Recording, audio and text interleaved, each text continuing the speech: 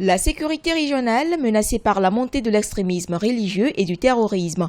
Des mesures ont été prises pour venir à bout du mal, à l'instar de la mise en place d'un cadre de concertation permanente entre les États membres du Conseil de l'Entente.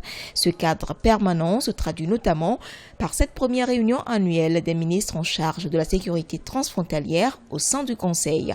Elle s'est tenue dans la capitale togolaise ce 11 novembre 2016. Les frontières, c'est vrai, ça a été délimité par la colonisation, mais le problème se pose toujours. Il y a des bornes qui n'existent plus, les tracés ne sont pas visibles. Mais il faut que les pays se retrouvent et trouver des solutions amiables, des solutions fraternelles pour préserver la paix, préserver la sécurité dans nos États. La population qui a augmenté auparavant.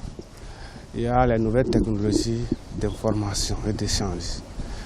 Il y a de nombreux problèmes économiques liés au développement, des problèmes de changement climatique qui obligent les déplacements de population. Voilà les chantiers innombrables que nous devons aborder aujourd'hui ou dans l'avenir. Une synergie d'action afin de mieux mener cette bataille contre l'insécurité et le terrorisme au profit de la préservation des biens et des personnes, c'est le principal enjeu de cette rencontre. Les grandes lignes de ces recommandations, c'est qu'il faut, disons pour résumer, mutualiser les efforts, faire en sorte que nous soyons plus efficaces, qu'on puisse faire la prévention et aussi qu'on puisse régler au fur et à mesure toutes ces questions relatives donc au terrorisme.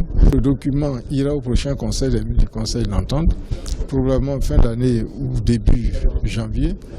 Et puis ensuite parviendra au chef d'État. L'adoption d'une politique de délimitation et de matérialisation des frontières de l'espace Entente, assortie d'un programme de mise en œuvre, est également l'une des conclusions de cette rencontre.